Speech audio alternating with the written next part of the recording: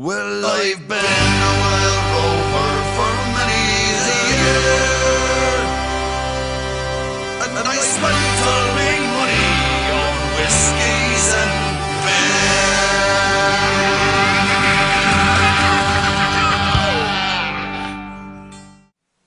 Today we're going to be looking at another soft sap from Green Man Leather, this one being the Gryene here.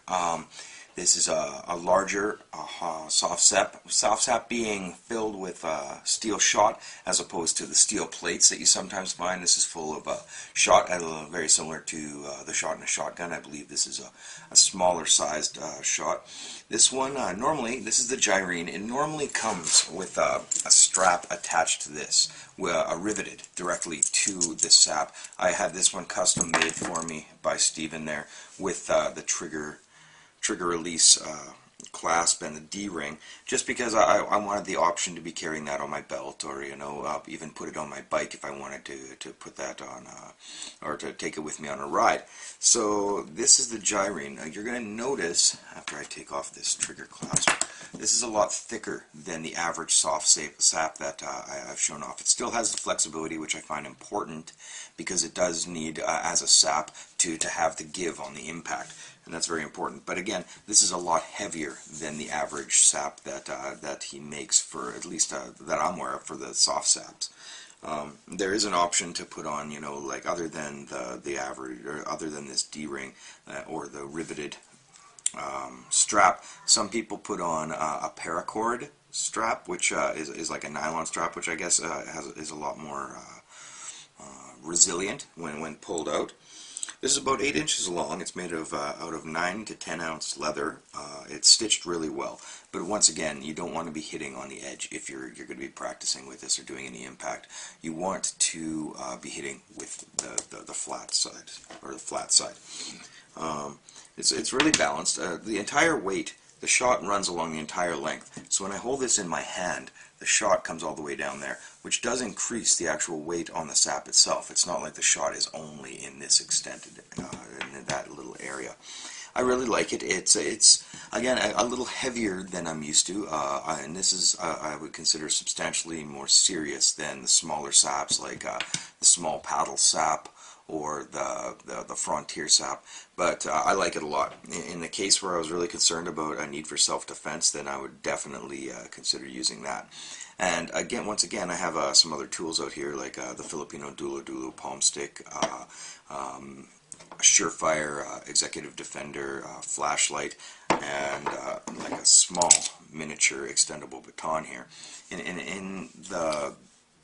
In comparison, I think a sap makes it an excellent alternative to any of these other ones, albeit considerably. Something like the Surefire flashlight is a little easier to explain away why it would be on your person. In a situation where you need to keep yourself safe, I wouldn't consider carrying this over the top or excessively dangerous. So we're going to go over a couple combinations that you can use with the jack sap, and a couple angles and different applications with the Gryene here. So the thing about a jack sap is when you make a contact, when you make any pressure, or you're transferring the energy into your target, you want that flexibility. You want to be able to see that bend a little bit. See that bend a little bit. Bang! And now you'll notice that it did slip a little bit out of my hand, which is why traditionally it does come with a fixed lanyard, a fixed hand strap, where you could do something like that. Bang!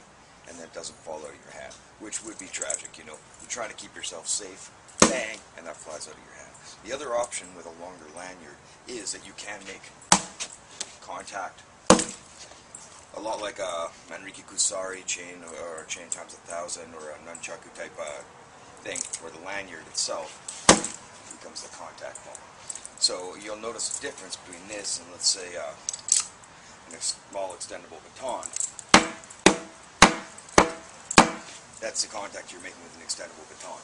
It bounces a lot quicker than the impact that you're going to be seeing with, let's say, a jack sap such as a Gryene. Plus, there's a significant weight difference between the two of these. This will transfer energy through. This will bounce off of. The weight difference itself, I don't know the actual weight between these, but it's significant. Like, this is a light tool, which obviously it will keep you safe. You have techniques like the abanico or a fan hit. You can do that, but again, with something like a gyrene or a jacksap, you've got knockout potential, you've got breaking potential, which is why jacksaps are made the way they are. It's why they've got the desired, impact capabilities that you exclusively find with in my opinion, with a soft sap. Again, with a lanyard in the hand. The basic combination would be the overhead figure 8. Right off the bat. You also have an uppercut figure 8. We practice the uppercut figure 8 is as an intercepting technique against punches, against a weapon coming in. Pop. You're trying to get up underneath, get up underneath. We have a side-to-side one. Notice, depending on the individual, boom, and a backhand hit. Backhand hits with the jacksap are completely legitimate, while you wouldn't want to be doing that with a stick technique. Boom, boom, a backhand slap. We also have a jab type of motion, which you would try be intercepting a fist coming in, something like that. We also have what we call, in the Filipino arts, a rompida, but I call it a diagonal flow, which would be coming down and a backhand up, down to the hip, and a backhand up. These are an initial strike and an interception, an initial strike and an interception, or reversed, you could do it as an interception and a follow-up strike, interception, follow-up strike. Again, you want to be using a hand lanyard or something like this, and so just in case, it doesn't slide out of your hand. And as I've mentioned before, any tool that you are carrying on you at any given time, you generally need a legitimate reason for carrying it. You can't say I'm carrying it for self-defense, because then you've essentially told them that you're carrying a weapon, and may be liable for concealed weapons charges, or you've been carrying a weapon dangerous to the public good if you're living here in Canada. So one of the options that I do use these for, and one of the things I use these for, is tempering. In the martial arts class that we work, there's radial and ulnar nerves on your arms that we generally practice for jamming knife attacks, and a soft sap, in particular, I wouldn't really recommend a hard sap for that. A soft sap is very good for tempering your shins, tempering your arms, tempering your biceps. Any place that you may be concerned about getting jammed or being painful if hit, you can use a soft sap as a muscle, almost like a tenderizer, and tempering it out and working on those nerves to attempt to acclimatize them to pain and maybe even dull them a little bit when it comes to being hit. So carrying this on you, you can always say, Dad, that's a massager. I use it for massaging my arms, hitting the nerve right in there, or hitting the nerve right in the back. You can also temper your shins if you're in the kicking arts. Temper your thighs from being extremely sensitive if you're in the kicking arts, like a Muay Thai or even Pananjakman Filipino kicking art. A lot of our stuff goes for the upper thigh, or the right above the knee. And if you've got fascia developed in your muscle to skin in there, any little blow on your thigh will give you quite the Charlie horse. So something like this is also great for tempering, and that's a reason to carry it in your pocket. That's my massager. Oh, if somebody considers a weapon and they're telling you you're carrying a weapon, I just wouldn't agree that it was a weapon. I'm sure some people could use a pen as a weapon, but that doesn't mean I'm carrying it for that purpose. So yeah, I really like the gyrene. It's a good one.